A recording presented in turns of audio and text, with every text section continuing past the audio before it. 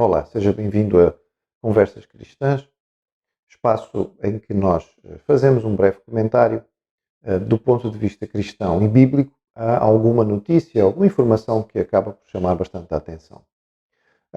Estamos em período de campeonato europeu de futebol, evidentemente que é sempre um momento em que há uma certa concentração, claro, sobretudo dos países que estão a participar, como é o caso de Portugal, campeão em título, a defender o seu título, e portanto há uma certa ênfase neste momento, que seria de esperar. Mas no início deste campeonato, e de certo modo nós podemos dizer que eventualmente o próprio campeonato vai ficar marcado por um evento que sucedeu no primeiro jogo em que estiveram envolvidas as equipes da Dinamarca e da Finlândia no seu grupo.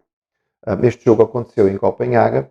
A Finlândia é um país iniciante nestas andanças, não tem grandes pretensões. A Dinamarca já foi campeã e apesar de não ter uma equipa tão forte como eventualmente em outras ocasiões, tem sempre esperança de fazer um bom campeonato. O jogo era na Dinamarca, portanto era em Copenhaga, vantagem da equipa da casa, evidentemente, com público no estádio, o que vai sendo, não é novidade hoje em dia, neste tempo de pandemia. E a grande figura da Dinamarca é Christian Eriksen, um jogador de meio campo, o seu criador de jogo, um jogador de grande qualidade, que como jovem deu nas vistas no Ajax da Holanda, passou pelo Tottenham da Inglaterra, foi campeão este ano na Itália pelo Inter de Milão, e portanto ele seria sempre um jogador a ter em vista, porque era realmente ele que fazia, digamos, rolar a bola pela equipa da Dinamarca como o seu grande criador de jogo. O que aconteceu foi que o jogo, sim, praticamente numa linha só, ou seja, a Dinamarca a atacar, a Finlândia a defender, na linguagem que a gente usa no futebol, a Finlândia com 2 autocarros lá atrás, a Dinamarca a tentar penetrar. O jogo estava neste sentido, quando já bem perto do fim da primeira parte. Eriksen, num lance sozinho, ele não estava a disputar uma bola, há um lançamento lateral, ele simplesmente cai. Imediatamente os colegas que estão ao pé percebem que é uma emergência médica. Os médicos entram imediatamente em campo e começa-se a perceber que a situação pode ser grave. Eriksen está caído de uma maneira que ele não reage, portanto, quando os médicos chegam perto dele, percebe-se que haverá ali alguma coisa a correr mal, e pouco depois percebe-se que os médicos que tinham chegado até junto do jogador, começam a fazer massagem cardíaca, reanimação. E nesta altura já havia vários jogadores da Dinamarca próximos, os jogadores da Finlândia afastaram-se, os jogadores da Dinamarca fizeram um cordão à volta do colega para impedir que as câmaras estivessem a filmar este momento que começava a ser dramático. Pouco depois percebe-se que, no meio de tudo, apesar de tudo, consegue-se perceber que os médicos estão a fazer reanimação com desfibrilador. Fica um clima de ansiedade enorme dentro do estádio, com um receio muito grande que, evidentemente, o atleta viesse a falecer. 29 anos, atleta de alta competição, super estudado e examinado, mas estas coisas acontecem.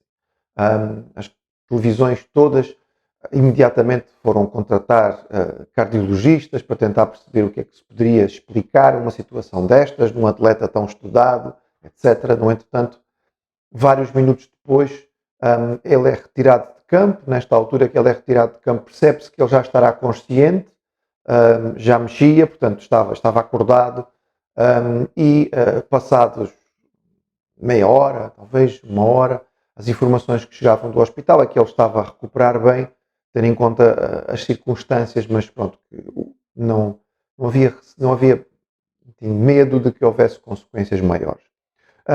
No estádio acabou por continuar o jogo, no entretanto as claques tinham mostrado muito desportivismo a certa altura, gritando o nome do jogador mesmo. A claque da Finlândia gritava Christian e a claque da Dinamarca respondia Eriksen. Enfim, algo que foi muito interessante e muito notável neste início.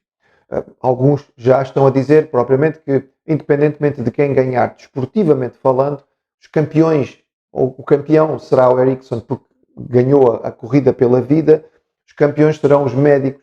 Por acaso são 2 irmãos que agiram tão rapidamente e conseguiram apanhar a situação mesmo no início. É verdade, porque eles quando chegam ao pé do jogador, ele ainda está portanto a respirar, e pouco depois ele entra em paragem cardiorrespiratória. Portanto, dentro do mal, aconteceu o melhor cenário, que era ele ter uma paragem respiratória na mão de médicos que são especialistas na recuperação de situações destas. Portanto, perfeito, com as condições e os recursos para fazer aquilo que era preciso fazer. Ou seja, dentro do mal acabou por acontecer o bom. Esta situação levanta-nos e desperta-nos pelo menos dois comentários que são claros do ponto de vista cristão.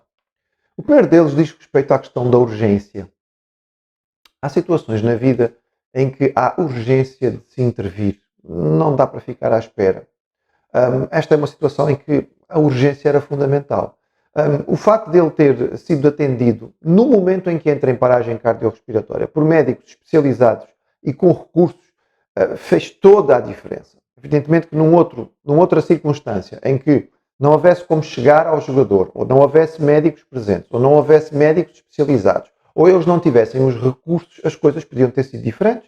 E evidentemente cá em Portugal toda a gente lembrou-se do Ferrer, um jogador húngaro que morreu em campo, pertencente ao Benfica, ainda muito jovem, uma grande esperança para o futebol. Portanto, urgência. Há coisas que precisam ser tratadas em primeiro lugar. E na nossa vida nós precisamos ser capazes de perceber aquilo que é realmente urgente e aquilo que é prioritário. E fazer as distinções. As coisas que são urgentes, elas têm que ser feitas. Não dá para esperar para depois.